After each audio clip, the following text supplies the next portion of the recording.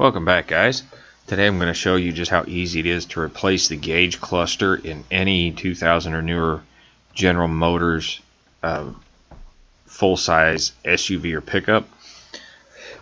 Now this does include some of their other vehicles. Most of them are very similar procedure, but this one is specific to those vehicles. Real simple process, and generally if your gauges, one or more of your gauges has stopped working or any of the lights in the gauges have gone out, you will have to replace the whole cluster because they're not replaceable individually. It's all built into one circuit board.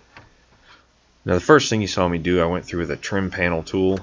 You could use a screwdriver. You need to be really careful though, because most of these vehicles are coming up on 10 years old, and that plastic bezel that goes around the dash is actually getting fairly brittle. So if you pry too much in one spot, you will break it. It's just retainer clips that hold it on. So you saw me just put my trim panel tool in sideways and just gently twist it, and it was popping those clips out. And generally sometimes you can work your way around from the passenger side, but most of the time it's easier to work your way around from the driver's side of the dash. And then you just wiggle it out. Now when you go to take it out, make sure that you have the parking brake set. And if you don't know if the parking brake works or not, make sure you have a blocker in front and behind at least one of the tires, because you will have to shift the vehicle into gear to get that bezel out. Once you get that out, what you see me doing now, there are 4 7mm screws that hold the cluster in. That's it. So you just need a long extension is the easiest way to do it, and a ratchet and a 7mm socket. I'm just using my cordless ratchet to speed the process up. But even without it, if you work quickly, you can do this whole job in about 10 minutes or less. I mean, they're not very difficult. Now what you see me looking at right there, I know you can't see the print. It is an odometer affidavit, and you will have to fill that out and return that with the core. They do have to send that in. It has the owner's name, the VIN number, the type of vehicle, the current mileage, and engine hours if applicable, and you fill all that out and send that back to the manufacturer. That way they can keep track and make sure that there aren't, keeps track of odometer fraud. That way, let's say you had run up 250,000 miles on this vehicle and you wanted to replace it with a 100,000 mile odometer so you could sell it for twice as much money, that will red flag it, and you will get in trouble if you don't return the affidavit, allegedly. Anyway, once you write the mileage down, there's only one plug-in on the back of these. You reach back there, it's just got a squeeze connector, squeeze it down, wiggle it out. Like I said, this is a really simple process. Now, I have done several of these, and you do not have to order a new cluster from the manufacturer. Most of your auto parts stores can order a new cluster for you. It'll take a couple days to get it. Dorman makes them, and they will need your VIN number.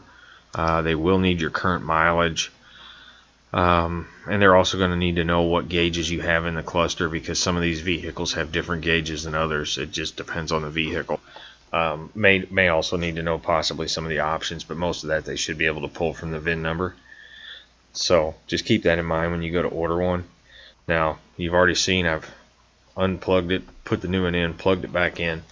I've got the key on so I can make sure everything works, and now it's a matter of going through and putting the 4 screws back in and snapping the bezel back in place. And that is just how easy it is to put this cluster in. Now when you go to put your screws back in, be very careful that you don't over tighten them, because you will break the plastic cluster. It's not real sturdy. That's why I'll run them most of the way down with that, and I will stop before they tighten up, and I will just snug them up with the actual ratchet itself, because if I hit them too hard with that, I will snap the ears off the cluster. So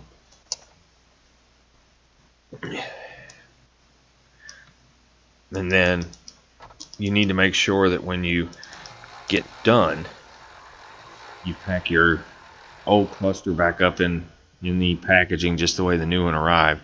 That way you can ship it back for the core, because I do believe they rebuild these. I don't know. They got a heck of a core charge on them. Most of these clusters, though, I don't think I've seen one cost more than $400. It depends on the vehicle, the options, and what gauges are in it. But normally they're not too terribly expensive. And then, you know, if you understand how to do it, you can save yourself the labor by doing it. You're doing it in the driveway yourself.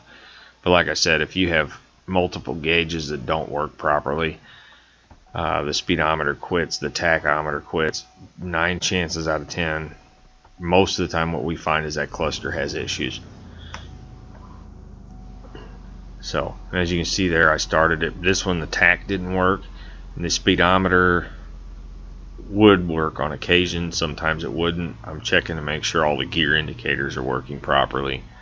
I have had one gauge cluster where we put a new cluster in it, and about half the lights didn't work. It happens. We just took it out and sent it back, and they sent us another new one. So it takes a little bit of wiggling to get the portion of the cluster that goes directly behind the steering column into place. Not a major ordeal, guys, but you know, you're just going to see me wiggle it in there and snap back together. So I hope you enjoyed the video. I hope it helps you out. Maybe it'll save you a little bit of money. And do me a favor, guys, hit the like button while you're here, subscribe to the channel, and don't be afraid to get out there and get your hands dirty. I will see you guys on the next one. Hope you have a nice day.